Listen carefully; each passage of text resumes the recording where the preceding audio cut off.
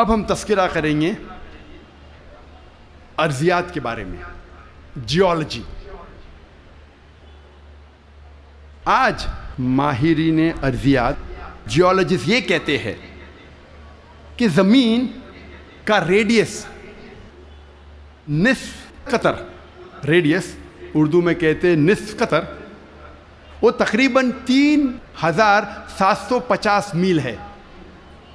اور جو اندرونی حصہ ہے زمین کا وہ سیال ہے، لیکوڈ ہے، ہاٹ لیکوڈ، گرم سیال،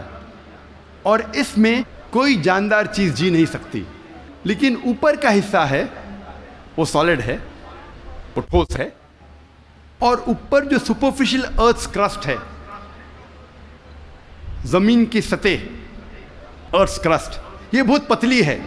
تقریباً 1 سے 30 میل پتلی، صرف 1% سے کم، اور بہت سے امکان ہے کہ یہ زمین کی سطح ہل جائیں گی، ارتھس کرسٹ ول شیک۔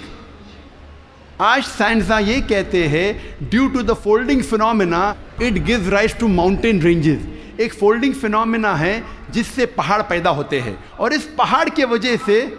زمین کی سطح کو استحکام ملتا ہے، اسٹیبلٹی ملتی ہے۔ قرآن مجید میں اللہ تعالیٰ فرماتے ہیں سورہ نبا میں، سورہ نمبر 78 78 آیت نمبر 6 اور 7 میں، ہم نے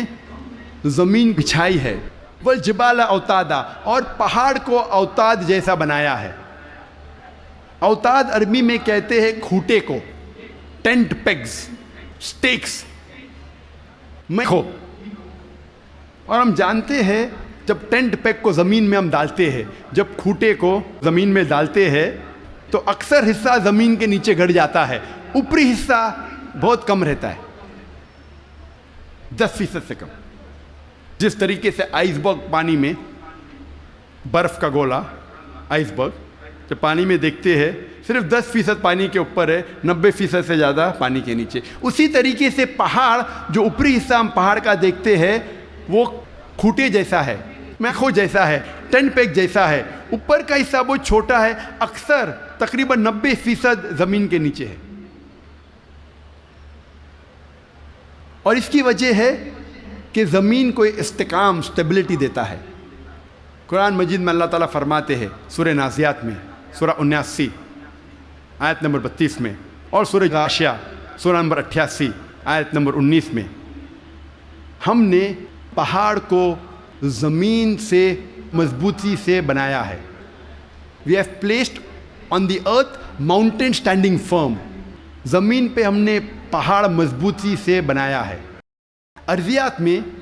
جیولوجی کے میدان میں ایک بہت اہم کتاب ہے جو اکثر دنیا بھر جب جیولوجی کے سبجیکٹ میں اسے گائیڈ مانا جاتا ہے، اس کتاب کا نام ہے ارتھ، زمین، اور اس کے ایک لیکھک، ون آف دا آتھرس، اس کا نام ہے ڈاکٹر فرینک پریس، جو یو ایس اے کے سائنس اکیڈمی کے پریزیڈنٹ تھے اور ex president of U S A Jimmy Carter کے سائنس ایڈوائزر تھے۔ ڈاکٹر فرینک پریس ارتھ کتاب میں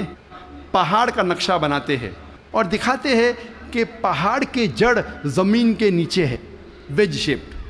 اور لکھتے اپنی کتاب میں کہ پہاڑ کا اہم مقصد ہے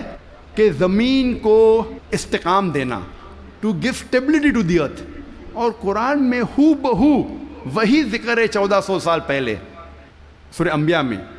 سورہ نمبر 21 آیت نمبر 31 میں، سورہ نحل سورہ نمبر 16 آیت نمبر 15، اور سورہ لقمان سورہ نمبر 31 آیت نمبر 10 میں، کہ ہم نے زمین پر پہاڑ جمع کے رکھا ہے تاکہ زمین نہ ہلے۔ تو قرآن میں لکھا ہے پہاڑ کا اہم مقصد ہے زمین کو ہلنے سے بچانا، to give stability to the earth, to prevent the earth from shaking. آپ سوچ سکتے ہیں قرآن مجید میں 1400 سال پہلے اس کا ذکر ہے، اور سائنسداں نے آج